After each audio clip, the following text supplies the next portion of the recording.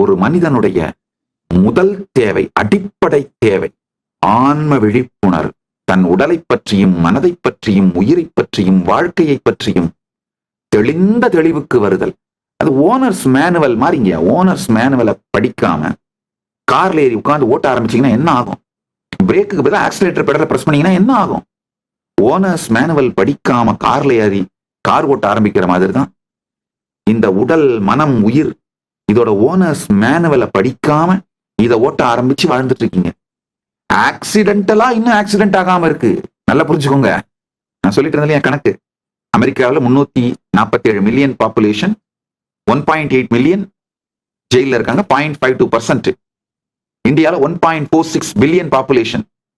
இப்ப இதே பாப்புலேஷனுக்கு யூஎஸ்ல இருக்க அதே பர்சன்டேஜ் 0.52% இந்தியாலையும் ஜெயிலுக்கு போனாங்கன்னா 7.7 மில்லியன் பீப்புள் ஜெயில இருப்பாங்க. ஆனா இப்ப இருக்கிறது வெறும் 0.5 மில்லியன் தான் ஜெயில இருக்காங்க. 5,30,000 பேர் தான் ஜெயில இருக்காங்க. நல்லா புரிஞ்சுக்கோங்க.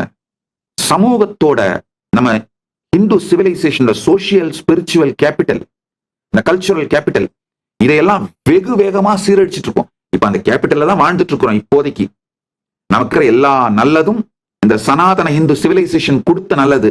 ஆனா வேக வேகமா அதை சிதைச்சிட்டு இருக்கிறதுனால அடுத்த தலைமுறைகளுக்கு அது இல்லாமல் இந்த வெஸ்டர்ன் சிவிலைசேஷன் காட்டுற jail centric legal ecosystem life ஸ்டைலை நோக்கி வேக வேகமா ஓடிட்டு இருக்கீங்க. விழித்துக் கொள்ளுங்கள். இன்னொன்னு நல்லா புரிஞ்சுக்கோங்க. நான் முதலே சொன்னேன், ஜென்சி புரட்சி எல்லாம் வேலைக்காகாது. ஜென்சி புரட்சி எல்லாமே பாத்தீங்கன்னா இருக்கிறதையும் சீரழிச்சு விட்டுரும். தேரை இழுத்து தெருவில் விட்டு ஓடி போயிடுவானுங்க. அந்த புரட்சியை யார் தூண்டி விடுறாங்களோ அவங்களுக்கு சகாயமா தேவையானது வேணா பண்ணிக்க முடியுமே தவிர ஜென்சி புரட்சி தீர்வு அல்ல. தனி மனித எழுச்சியே தீர்வு. பாருங்க, 2024, 25 இந்த 2 வருஷத்துல 24 மாசத்துல 25 ஜென்சி புரட்சி நடந்திருக்கு. 25 நாடு நாசமா போச்சு. ஒன்னும் உருப்படல. ஒரே தீர்வு என்னன்னா தனி மனிதன் விழித்துக் கொள்வது. தனி மனிதனின் ஆன்மீக விழிப்பு தான் இந்த பிரச்சனைக்கு தீர்வு.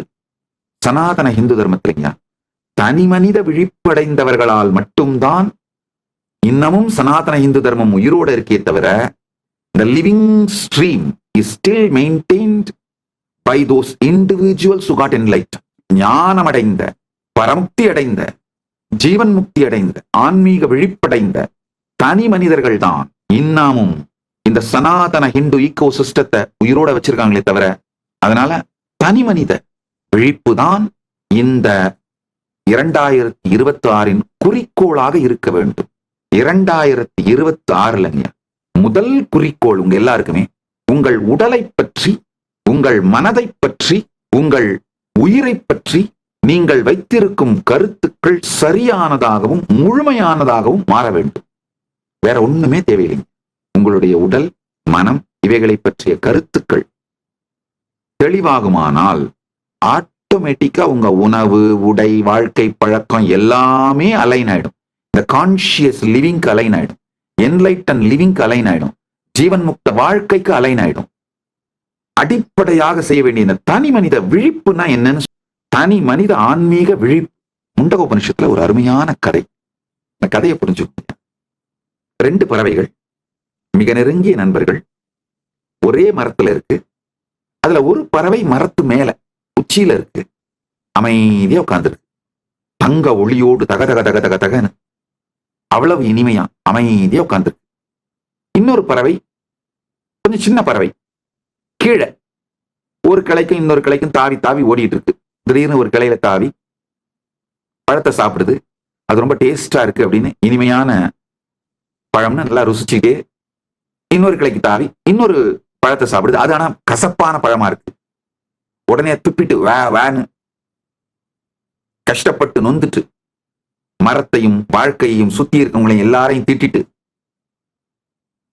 ஆனா சும்மா இருக்க முடியல. ஏன்னா ஏற்கனவே ஒரு ருசியான பழத்தை சாப்பிட்டதுனால ஒருவேளை இந்த பழம் ருசியா இருக்குமோ அப்படின்னு இன்னொரு பழத்தை ஜம்ப் பண்ணி சாப்பிடுது. இன்னொரு கிளைக்கு ஜம்ப் பண்ணி அந்த இன்னொரு பழத்தை சாப்பிடுது. ஒரு தொடர்ந்து ஒரு 10-15 பழங்கள் ரொம்ப கசப்பாகவும் உண்ணவே முடியாததாகவும் கொடுமையான உணர்வை அளிக்கக்கூடியதாகவும் இருக்கு. ஆனா திடீர்னு ஒரு பழம் கொஞ்சம் சுவையோட இருக்கு.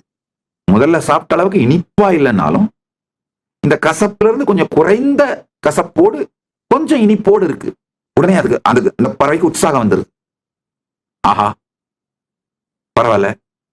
அப்ப திரும்ப ஆரம்பிக்குது.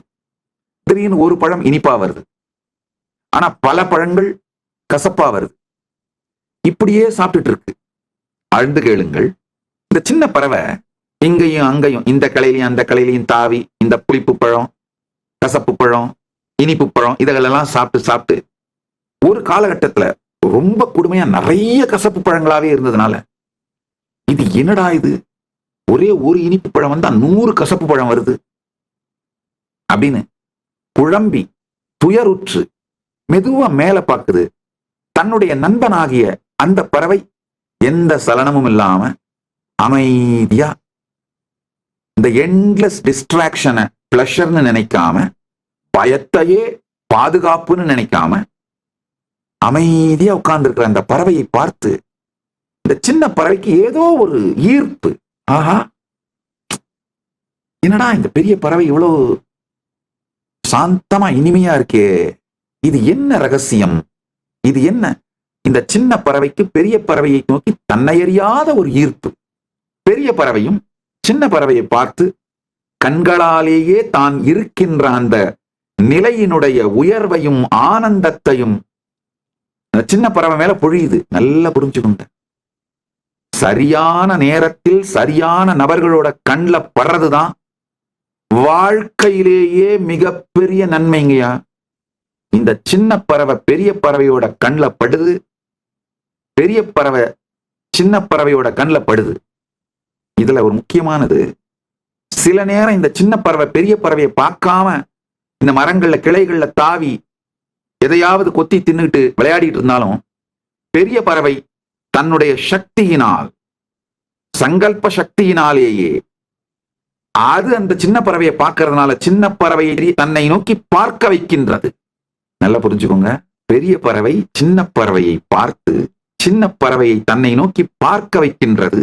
அப்பதான் அந்த சின்ன பறவை இந்த குழப்பம் துக்கம் இதெல்லாம் மூழ்கிட்டு இருக்கிறதுல இருந்து விடுபட்டு கொஞ்சம் நிமிர்ந்து, என்னதான் நடக்குது, அந்த பறவை இப்படி இருக்கே, நாம ஏன் இப்படி இருக்கோம், நமக்கு ஏன் இவ்வளவு கஷ்டம், நமக்கு ஏன் இவ்வளவு துக்கம், இதுல இருந்து எப்படித்தான் வெளியில வர்றது அப்படின்னு யோசிக்க துவங்குகிறது. ஆழ்ந்து புரிந்து கொள்ளும். என்னுடைய வாழ்க்கையில் இருக்கின்ற அத்துணை நன்மையும் நான் ஒரே ஒரு காரணம் தான் சொல்லுவேன். சரியான நேரத்தில் சரியான நபர்களின் கண் என் மீது பட்டது, என்னுடைய கண் அவர்கள் மீது படுமாறு அவர்கள் செய்தார்கள். அதுதான், வேற எதுவும் கிடையாது. மொத்தமா நித்யானந்தரோட வாழ்க்கை மொத்தத்தையும் ஒரு லைன்ல சொல்லிடுறாங்க.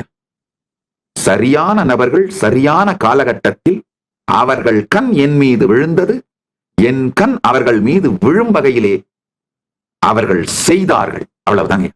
என் வாழ்க்கையில் இருக்கிற ஞானம், அனுபவம், அனுபூதி, நன்மை, நான் உலகத்துக்கு செஞ்சிருக்கிற ஏதாவது நன்மை இருந்தால், என் வாழ்க்கையில நல்லதுன்னு நீங்க எதையாவது நினைச்சீங்கன்னா அதுக்கு ஒரே காரணம் இதுதான். பாத்துக்கோங்க.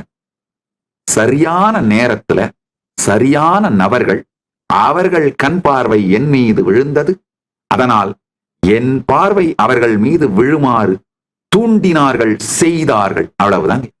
மீதி எல்லாம் தானா நடந்துருச்சுங்க. ஒரு ஞான குரு நம்மை பார்ப்பது, அவர் கண் பார்வை நம்ம மேல விழறது சாதாரண வேலை இல்லைங்க. அங்க எல்லாமே முடிஞ்சிருதுங்க. அது விழுந்து விட்டால் அவர் என்ன பண்ணணுமோ பண்ணுவார். கரெக்டா உங்கள் பார்வை அவர் மீது விழ வைத்தே தீருவார். அவர் பார்வை உங்கள் மீது விழுந்து, உங்கள் பார்வை அவர் மீது விழுந்து விட்டால் முடிந்தது வாழ்க்கை. துக்கம், துயரம் இதெல்லாம் பட்டு, கஷ்டப்பட்டு, துக்கப்பட்டு, துயரப்பட்டு, இது எல்லாம் பட்டு கொண்டிருக்கும் வாழ்க்கை முடிந்தது. அதுக்கு மேல சர்வ சுதந்திர சர்வ ஆனந்த ஜீவன் முக்த வாழ்க்கை தான். மீண்டும் ஒரு முறை கதவை திற, காற்று வரட்டும். பகவான் ஸ்ரீ நித்யானந்த பரமசிவம் அருளும் சிறப்பு நீரலை சத்சங்கம்.